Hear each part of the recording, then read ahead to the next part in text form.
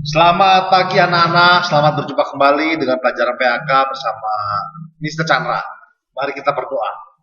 Tuhan, terima kasih untuk hari ini telah Engkau berikan kami kebaikan. Saat ini kami memohonkan kembali, kiranya Engkau memberikan hikmat kepada guru kami dan kami yang belajar, sehingga proses KBM PJJ hari ini diberkati. Biarlah semuanya hanya untuk kemuliaan nama-Mu. Di dalam nama Tuhan Yesus kami berdoa, amin. Materi hari ini adalah mengampuni. Sebelum masuk materi, Bapak akan memperdengarkan Alkitab bersuara. Selamat mendengarkan. Kemudian datanglah Petrus dan berkata kepada Yesus, Tuhan, sampai berapa kali aku harus mengampuni saudaraku jika ia berbuat dosa terhadap aku? Sampai 7 kali? Yesus berkata kepadanya, Bukan, aku berkata kepadamu, bukan sampai 7 kali, melainkan sampai 70 kali 7 kali.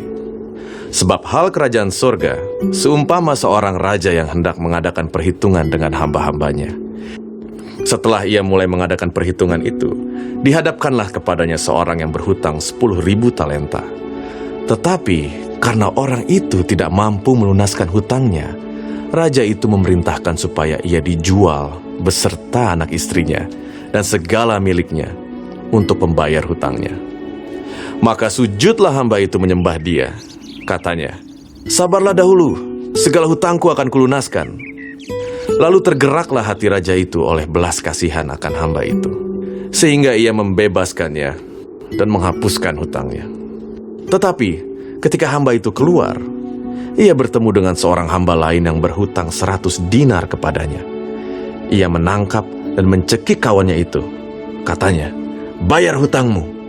Maka sujudlah kawannya itu dan memohon kepadanya, sabarlah dahulu, hutangku itu akan kulunaskan. Tetapi ia menolak dan menyerahkan kawannya itu ke dalam penjara sampai dilunaskannya hutangnya. Melihat itu, kawan-kawannya yang lain sangat sedih, lalu menyampaikan segala yang terjadi kepada tuan mereka. Raja itu menyuruh memanggil orang itu dan berkata kepadanya, Hai hamba yang jahat, seluruh hutangmu telah kuhapuskan karena engkau memohonkannya kepadaku. Bukankah engkau pun harus mengasihani kawanmu seperti aku telah mengasihani engkau? Maka marahlah tuannya itu dan menyerahkannya kepada algojo-algojo sampai ia melunaskan seluruh hutangnya.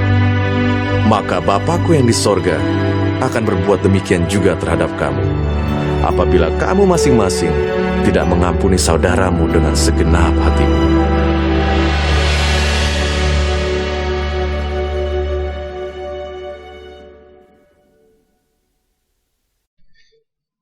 Ya anak-anak, tadi kita telah mendengar Matius 18 ayat 21 sampai 35.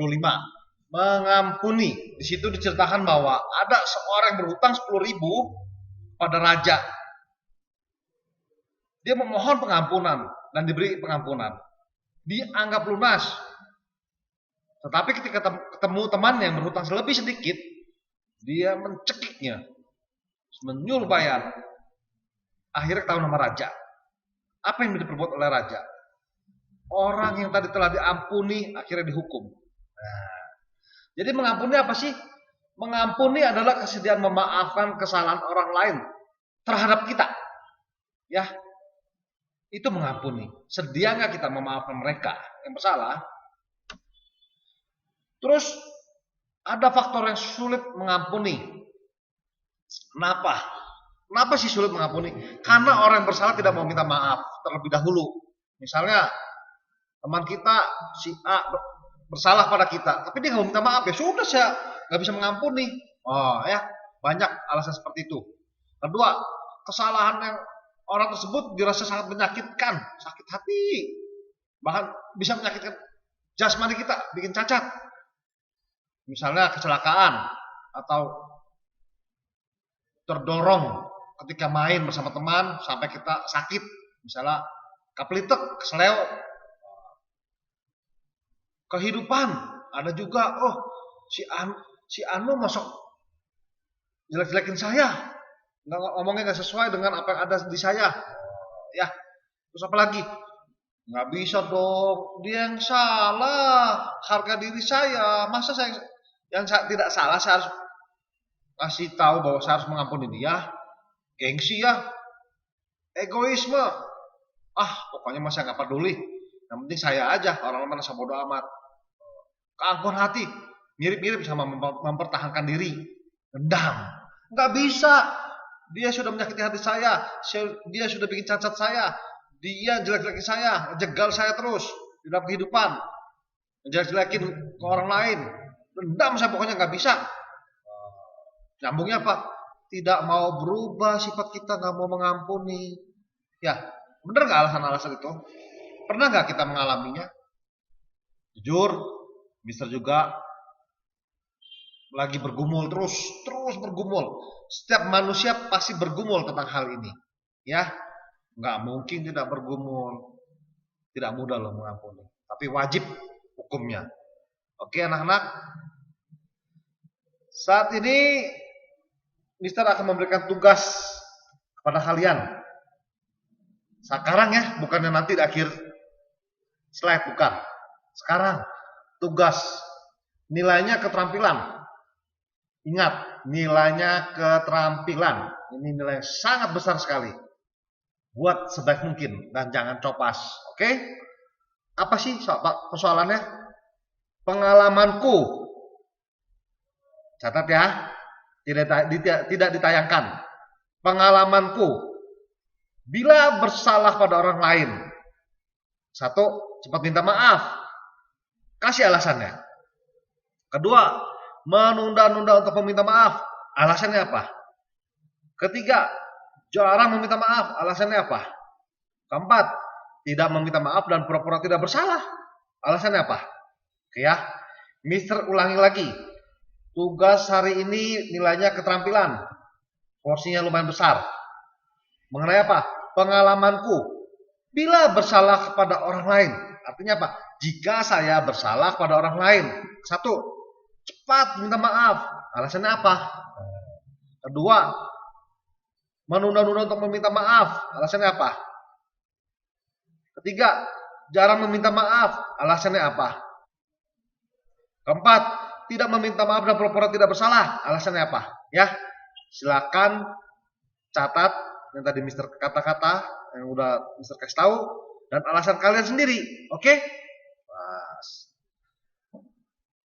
Materi selanjutnya, tunggukan tugas kedua. Jangan kemana-mana, kita kembali ke materi. Dampak buruk, ternyata ada dampak buruknya loh. Kalau kita tidak memaafkan, tidak mengampuni orang lain, dampak buruknya apa? Wah, banyak sekali ya di dalam surat ini ya. Secara rohani, susah mengasihi Tuhan. Kenapa? Tuhan maha kasih, tapi kita nggak punya kasih. Gimana tuh? Kalau bapaknya pengasih, yang normalnya anaknya juga pengasih. Kedua, ragu mengenai keselamatan. Tadi kan di ayat tadi bahwa dikatakan orang yang tidak memaafkan akan dihukum. Pertemuan rohani dihalangi. Sulit pelayanan. Kenapa? Saya mah ketemu dia mah males lah sama-sama pelayanan. Dia salah sama saya. Nah itu ya enggak menghalangi pertemuan rohani kita, menghalangi kita mau pelayanan, jadi malas-malasan baca Alkitab, nggak mau berdoa. Secara jasmani apa? Darting. Apa darting? Bukan kencan. Itu ngedet. Darting adalah darah tinggi. Waduh, hipertensi, penyakit yang membahayakan. Kepikiran terus sampai nggak mau makan, ujungnya sakit mama. Insomnia, nggak bisa tidur, mikirin aja, hati-hati, nanti bisa psikosomatis, pneumasomatis, penyakit jiwa. Ya, banyak gangguannya. Mister nggak jelaskan lah penyakit jiwa ini. Ya, terus emosi, kita emosi loh, stres, depresi, kepahitan, habisan tenaga. Tuh akhirnya jadi apa? Psikosis yang tadi penyakit jiwa. Permusuhan dan kebencian serta menendam, bahkan mau ngebunuh, bahkan udah mati aja lah. Ya enggak? Bahaya loh. Bukan merugikan diri orang lain, tapi merugikan diri kita. Kalau kita melakukan kriminal, termasuk membunuh, termasuk yang lain-lainnya, memfitnah, ada undang-undangnya sekarang.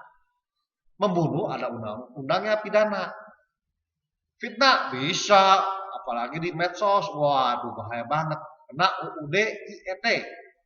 Cari sendiri ya apa UUD IET. Mental kita apa? Tidak bisa menikmati hidup karena kita mikirin orang itu terus. Belum tentu orang itu mikirin kita, yang rugi siapa? Diri sendiri lagi. Bahkan kenapa tidak mau mengampuni apa? Pelarian. Nah, jadi nakal, jadi cuek. Saya bodo amat lah. Yang penting mas saya ya. Hati-hati ya, anak ya. Memaafkan itu menyehatkan. Lihat gambar di bawah. Oke. Pertanyaan kedua, tugas. Bila orang lain meminta maaf, satu, cepat memberi maaf. Alasannya apa? Bila orang lain meminta maaf, menunda-nunda untuk memberi maaf. Alasannya apa? Ketiga, jarang memberi maaf. Alasannya apa? Keempat, tidak memberi maaf dan memusuhi. Alasannya apa? Ya. Jadi pengalaman kalian, Mister ulangi ya. Pengalaman kalian bila orang lain meminta maaf. Apa reaksi kalian? Cepat memberi maaf? Alasannya apa? Kedua, menunda-nunda untuk memberi maaf. Alasannya apa? Ketiga, jarang memberi maaf. Alasannya apa? Keempat, tidak memberi maaf dan memusuhi. Alasannya apa? Ya, oke, paham anak-anak? Kita lanjut ke materi selanjutnya. Kembali ke laptop. Ternyata mengampuni ada manfaatnya loh. Waduh. Ada manfaatnya mengampuni itu. Apa sih? Tidak memerlukan memikirkan balas dendam. Kenapa Tuhan berkata, pembalasan adalah hakku. Jangan pusing. Aduh, dia udah nyakitin kita, udah mukul kita atau apa segala macam. Dia nggak usah pusing. Ya, biar aja Tuhan yang balas. Kalau emang Tuhan mau balas ya, terserah Tuhan. Ya, kalau kita berdoa aja berkati, jangan berdoa mengutuk. Ya. Kedua, manfaatnya apa?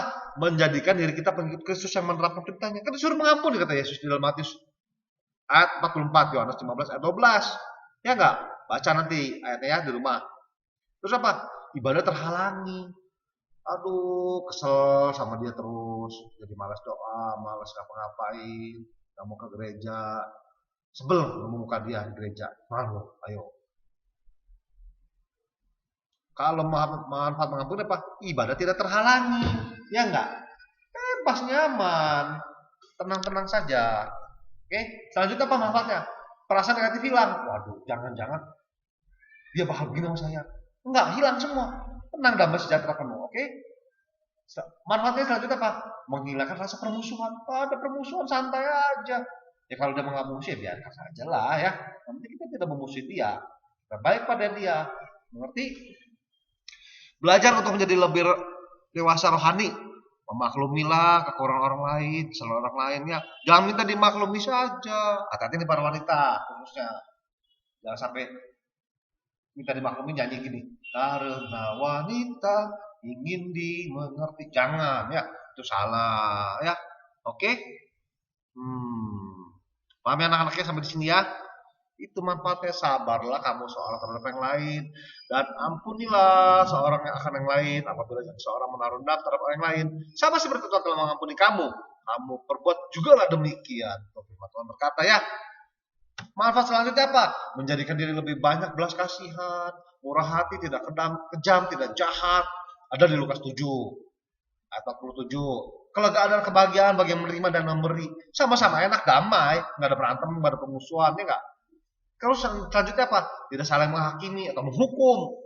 Ya Kak, malah mendapat pengampunan dari Allah. Oh, bahagia sekali. Selanjutnya apa? Tidak menimbulkan kerusuhan, kehebohan. Ya nggak keviralan lah sekarang ya. Buat apa ya? Mending viralnya kalau terkenal. Hebat, bagus. Kalau viralnya jelek, malu-maluin lah ya. Oke.